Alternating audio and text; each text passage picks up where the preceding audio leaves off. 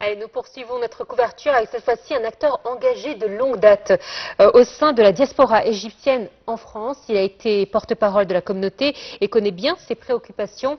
Il revient avec nous sur les enjeux de ce vote et la manière dont il est perçu par les Égyptiens vivant ici.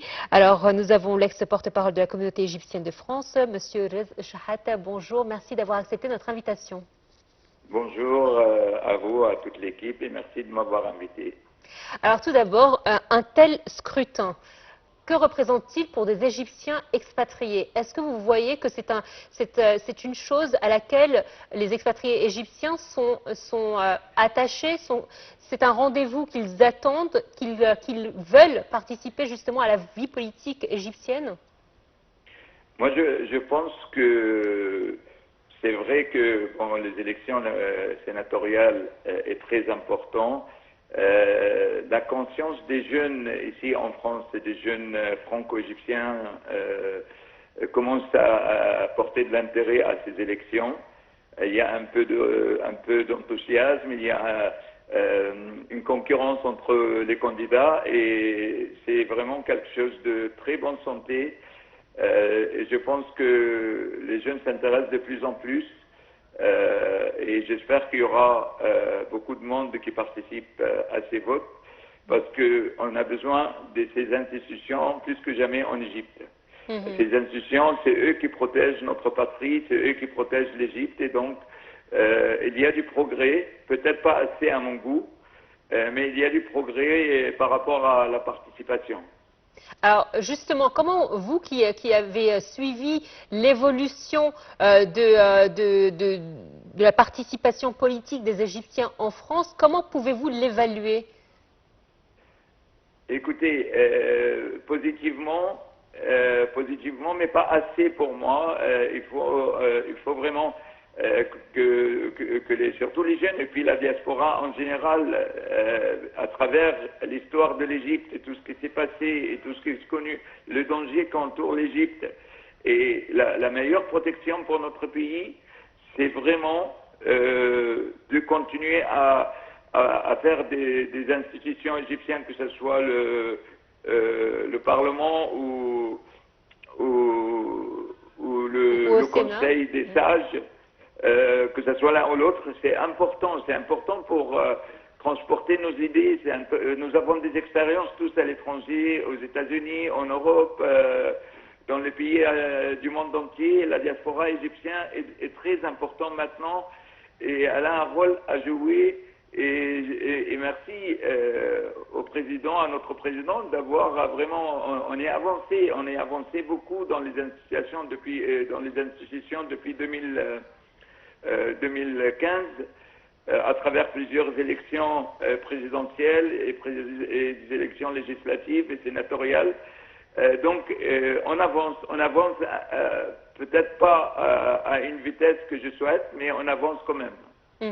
Alors, vous étiez en train de dire justement que ça avait évolué positivement, mais pas assez. On sait que pourtant l'État accorde un intérêt particulier à la diaspora égyptienne à travers le monde. Il y a plusieurs initiatives qui ont été faites dans ce sens pour pouvoir justement faire ressentir aux Égyptiens de l'étranger qu'ils ont leur place en Égypte. Il y a des initiatives qui ont été lancées, des projets à leur faveur, tels que des projets immobiliers, mais pas que.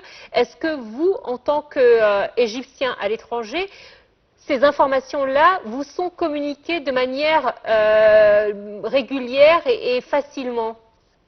Oui, à travers les consulats et l'ambassade, un peu partout dans le monde, je pense que les consulats et les ambassades ils ont des instructions d'aller dans ce sens. Ils préparent sereinement les élections, chaque élection, et malgré des conditions très difficiles. Donc, moi, je suis du genre à penser positif.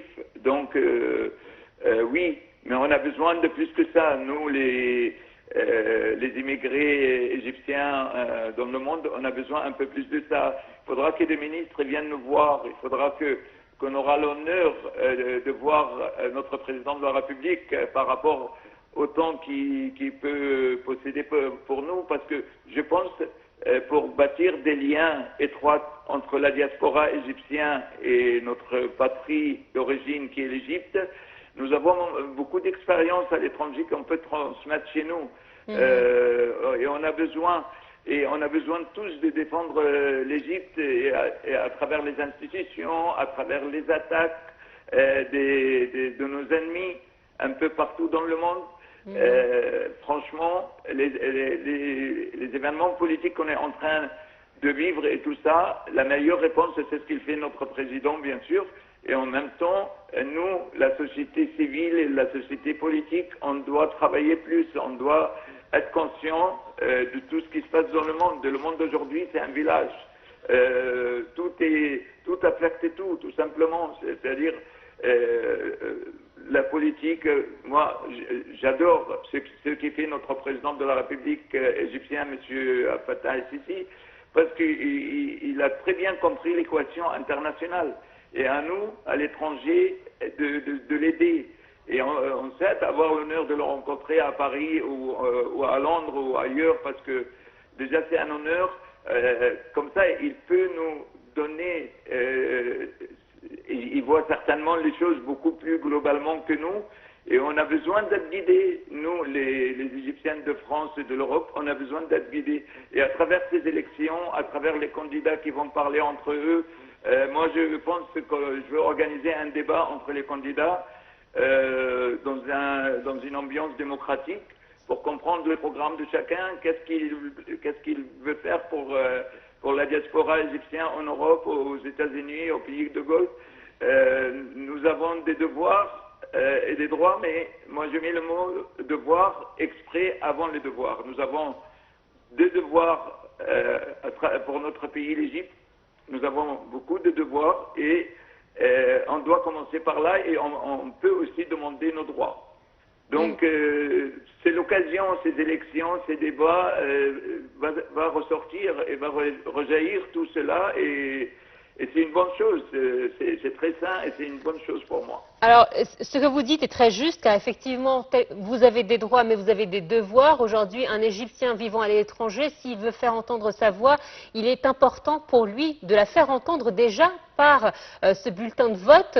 Est-ce que la jeunesse qui est présente en Égypte, je parle de la jeunesse qui est née en France et qui a des origines égyptiennes, elle est de plus en plus nombreuse, est-ce qu'ils sont conscients justement des défis qu'il y a ici en Égypte et est-ce qu'ils sont conscients aussi de ce lien qu'il y a entre eux et leur pays d'origine?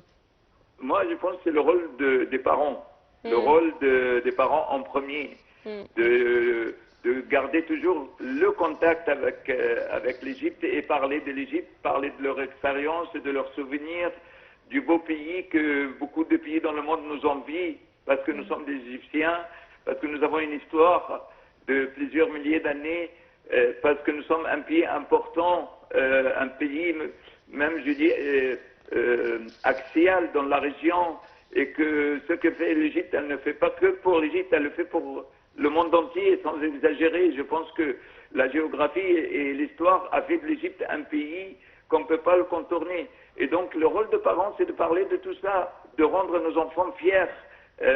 Moi, je le fais à travers beaucoup des associations. On invite les jeunes, même pas seulement à s'inscrire sur la liste électorale égyptienne, ce qui est un devoir et un droit, mais aussi sur les listes électorales de nos pays d'accueil, parce qu'on fait partie de ce pays d'accueil. On doit avoir notre mot à dire également. Et moi, je les invite de faire dans les deux sens et dans les deux pays, et rien ne l'interdit. Et comme ça, on aura une communauté égyptienne forte dans le monde entier qui peut défendre les intérêts égyptiens, et ce qui ne doit pas être contradictoire aussi avec les intérêts dans les pays où on vit. Donc c'est le rôle des parents de parler à nos enfants, de les faire venir en Égypte souvent, et ça se fait, hein, ça se fait d'une grandeur. À ce sujet, je demande aussi à la compagnie aérienne Egypte Air de prendre en compte les familles qui ont plusieurs enfants quand ils fixent leurs tarifs dans l'été. Moi, j'aime pas que mes enfants, par exemple, prendre un billet d'avion en ratant 2-3 jours d'école pour chercher le prix le moins cher il faudra ça aussi, on demande de nous en tant qu'étrangers en France, que notre compagnie aérienne aussi fait un effort sur les prix pour qu'une famille de 5 personnes ou de 6 personnes pourront partir et pourront payer leur billet d'avion et passer des bonnes vacances inoubliables en Égypte et en même temps on attache nos enfants comme ça avec leur origine. Beaucoup de communautés, d'autres personnes dans le monde le font. Pourquoi pas nous? Monsieur Rez Chouhat, merci à vous d'avoir été des nôtres aujourd'hui dans cette couverture spéciale sénatoriale égyptienne à l'étranger. Une courte pause, on se retrouve tout de suite après.